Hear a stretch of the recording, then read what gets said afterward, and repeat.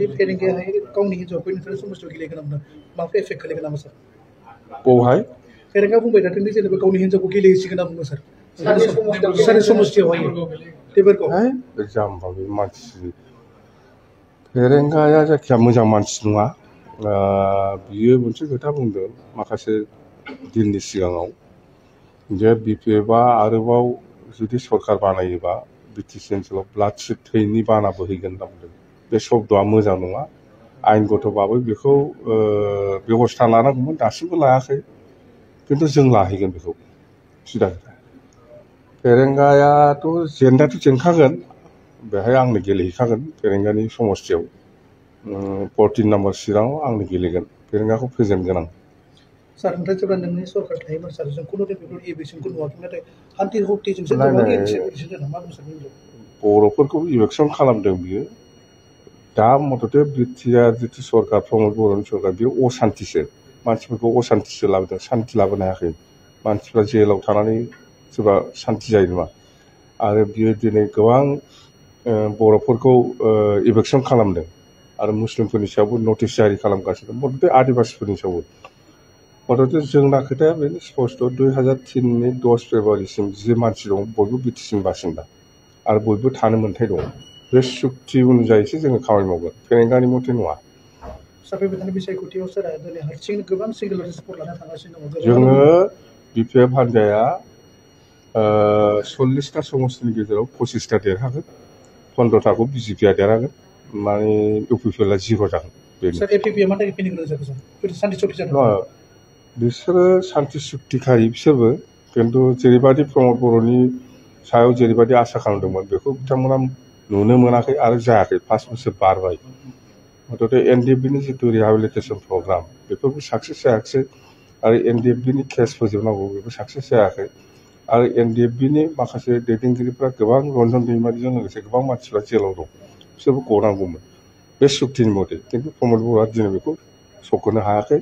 जायनि फलाव बिसोरो निस्सय बेफोरबायदि माखासे गावसिनि माखासे समस्याखौ लानानै बिथांमोना एबिपि पलिटिकेल पार्टिखौ दादों होननानै आङो मिथिगौ मोनसेयाव जाफुङाखै बिटिआर सुक्तिनि मोनसेयाव दफा जाफुङाखै आरो प्रमद बर'आ खालामनो हाग्राबो मानसि नङा जाय फेरेंगा बायदिया हाग्रायाव थानाय समाव बै हाग्रा साखाथि बाखाथि थानाय बर' न'खर बर' गामिफोराव बेवहाय बर' न'खरफोरनाव ओंखाम सङै सङै ओंखाम संना जायै जायै जिउ खांबोनाय बैसोर बायदि मानसिया दिनै बैबायदि हाग्रा बंग्रा बा हाग्रानि साखाथि बाखाथि थानाय बर' न'खरफोरखौ बिथांमोना उच्छेद अभियानल' एभेक्सनल' खालामदों थाखा फैसानि थाखाय 1 लाख 2 लाखनि थाखाय नोंथांमोना सोरनि देहायाव थै गहोदों नमस्कार সকলো বিপিএফ প্রেমীসকললৈ ৰাতিপুৱাৰ শুভেচ্ছা জ্ঞাপন কৰিলো साफ्रोमबो बिपिएफनि अनसायगिरि बा बिपिएफखौ मोजां मोनगिरि नोंथांमोननिसिम गोजोन फुंबिलिनि खुलुमनायखौ बावहरबाय बे बुब्लियाव आं हाग्रामा महिलारि बिथांनि मोनसे भिडिअ नुदों आरो बे भिडिअआव बिथाङा बुंदों सोंथिगिरिफोरा बा रिपर्टारफोरा कुइसन खालामनायाव बिटिआरनि हाग्रा बिफाननि इएम रन्जित बसुमतारी बिथाङा गावनि बिसिखौ देबरगाव समस्तियाव सोलिफु समनि 2025 मायथाइनि सेप्तेम्बर दानाव जानो गोनां बिसायख'थियाव देबरगाव समस्तियाव हाग्रामा सारनि हेंथायै बाव बिजाथि फसंगोन होननानै कुइसन खालामनाय समाव बिथाङा बुंदोंमोन जायखिजाया फेरेंगाया मोजां मानसि नङा होननानै बिथाङा फिननाय होदों मानो फिननाय होदों जोंना हाग्रामा महिलारि बिथाङा सैथोथा बायदि आरो सैथो बायदि खोथा बुङो बर'आव बैफोरबायदि सिदा सिदा मानसिखौनो थारलानि फिसा गाला होननानै बुङो आरो मानो जोंहा हाग्रामा महिलारि बिथां सारा सैथो आरो नंगुबै गाव मावनायखौ मावदों होननानै लाया गाव बर' हारिनि थाखाय बिटिसिनि थाखाय जे एसेबां खामानि मावबोबाय बेखौ गाव मावदों होननानै बै प्रमदमोन बायदि दुगा दुगा बुंनानै लाया दिनै नङाब्ला जाय रन्जित जाय फेरेंगा जाय सायखं जाय अमर नङा होमबा बिसायखं अमर बसुमतारी नङा होमबा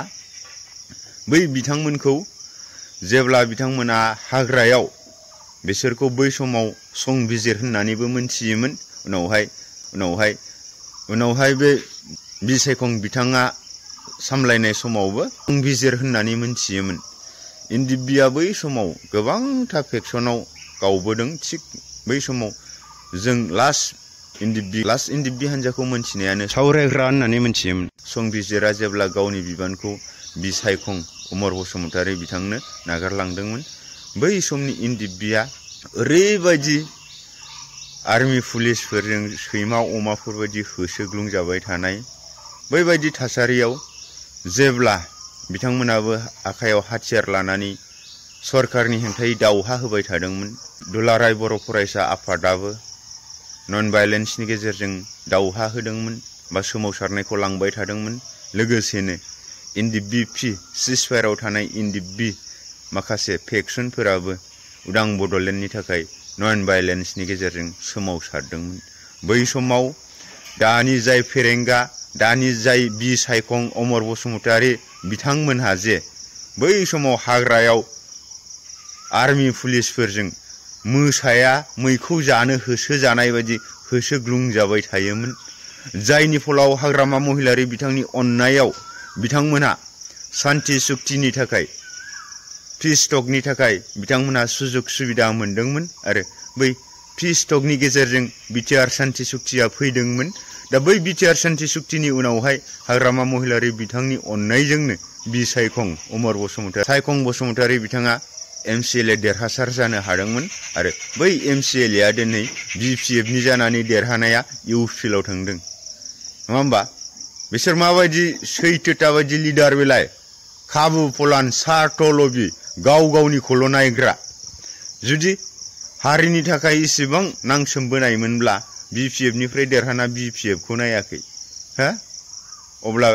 बैसोरखौ माबायदि लिडार होननानै सानजायो? खाबु फलान नङा होमबा? आरो जाय फेरेंगाया BPFनि दैदेनगिरि हाग्रामा महिलारी बिथांनि अननायजों पिस टकनि थाखाय सुबिदा मोननानै दिनै बिटिआर बिसायख'थियाव देरहानानै दिनै जे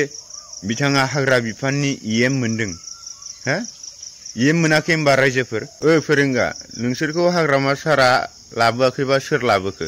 हाग्रायाव नोंथांमोनजों सावरायनो, सरकारजों सावरायनो मिडिएटरखौ सोर थिनहरखो? दिनै मिडिएटरा नोंथांमोनजों आरो सरकारजों सावरायनायनि गेजेरावसो नोंथांमोना पिस टक खालामनो मोनबाय। बे सुबिदाखौ सोर हरखो? हाग्रामा महिलारी गथाय थाखा फैसा हरजोबामोनबा नोंथांमोना मोनफैगौमोन, दा EM जागौमोन फेरेंगा। दा EM मोननानै मा खालामदों? बर' हारिनि थाखाय आखायाव हाथियार लानानै दावहा होग्रा बिथाङा बर' हारिनि न'फोरखौ, बर' गामिफोरखौ एभेक्सन खालामदों आरो हाग्रायाव थांनानै जाय सुबुंफोरा हाग्रानि दंफां बनलाइ, बै दालाइफोर गोरान बायनाय बुयनाय बैफोरखौ लायना खनथुमनानै फाननानै जिउ खुंग्रा बै बिथां बर' दुखुथिया न'खरफोरजों बिथांमोना सावा खेला गेलेदों। रायजोफोर, सावा खेला। हाग्रायाव बै दंफां गोरान, दालाइ गोरान बायनाय बुनाय बेफोरखौबो बुथुमनानै लायहोआ। हाग्रायाव थानाय मैगं, बै मैखुन बायदि बायदि बै मैगंफोरखौबो बिथांमोना लायहोआ। जाउनाव बुसे बुनानै बिसोरो साइकेल लांदोंबा साइकेल लाखियो, माबा लांदोंबा माबा लाखियो, मना लांदोंबा मना लाखियो, सिखा लाखियो। जाय फेरेंगा बायदिया हाग्रायाव थानाय समाव बै हाग्रा साखाथि बाखाथि थानाय बर' न'खर, बर' गामिफोराव बेवहाय बर' न'खरफोरनाव ओंखाम सङै सङै, ओंखाम संना जायै जायै जिउ खांबोनाय बैसोर बायदि मानसिया दिनै बैबायदि हाग्रा बंग्रा बा हाग्रानि साखाथि बाखाथि थानाय बर' न'खरफोरखौ बिथांमोना उच्छेद अभियानल' एभेक्सनल' खालामदों। नङा होमबा? दुखुल'सो होदों दा। बैबायदि मानसिफोरखौनो बै हाग्रा बंग्रा साखाथि बाखाथि थानाय बर' रायजो राजाफोरा अनसायदोंमोन। आयौ, जोंनिनो फिसा, जोंनिनो आंगो फंबाय, जोंनिनो आंगो बिनानाव, जोंनिनो बिर जोहोलाव जोहोलावजोफोर, नोंथांमोन थाबासो जोंनि उदां बड'लेण्ड दानो सिमां सुजुनाया सानसे निस्सय जाफुंगोन होननानै बिथांमोनखौ फोथायबोदोंमोन, अनसायबोदोंमोन, पुलिस आर्मिनिफ्राय रैखाथि होबोदोंमोन। नांगौ जायोब्ला बै जनसाधारन सुबुंफोरा गावनि देहाखौनो बावसोमनानै होदोंमोन। बुयोबा बुथोंसै, गावोबा गावथोंसै, मा खालामो खालामलांथोंसै, थेवब्लाबो नोंथांमोनखौ जोङो रैखाथि होगोन। नोंथांमोना खैफोद गैयै फारसे आन्ज्रायना थाहैथां फंबायफोर, जोहोलावफोर होननानै बिथांमोनहा बिखायाव दुखु लानानैब्लाबो बिथांमोनखौ बासायदोंमोन। नाथाय दिनैनि बेबायदि फेरेंगा मोनहा बे बर' हारिनि थाखाय साननो थाखाय सम गैया नङा होमबा बे समाव बेखिनि खोथाखौ बुंबाय लोगोसेनो हाग्रामा महिलारि बायदि सिदा सादा सैथो गोसोनि मानसि जानांगौ आरो बे बिथाङा मा होननानै बुंदों BPFआ फिन सरकाराव फैफिनबा ब्लाड सेट जागोननो थैनि बाना जागोननो थैनि बानाखौ सोर खालामामोन फेरेंगा हा नोंसोर उदां बड'लेण्डनि नामाव हाथियार लानानै सोमावसारनानै नोंथांमोना सोरजों थाखा फैसानि थाखाय 1 लाख 2 लाखनि थाखाय नोंथांमोना सोरनि देहायाव थै गहोदों जों मिथियै गैया नङा होमबा दा BPF देरहायोब्ला जे थैनि बाना जागोन बे नङा बै समाव BPF सरकार समाव नोंसोरसो उफुद्रुग खालामदोंमोन नोंसोरसो बै हालामाव समायसाखौ दावराव दावसि दाङाबाजिखौ लाबोदोंमोन फेरेंगा लाजिनाय दंब्ला दलद जिरायनानै था मिथिबाय दंफाङाथ' फानजोब्बाय माथो नोंलाय हा दंफां फानाब्ला बिजामादैफोरनि मुङाव मानो समिल खुलिदोंलै हा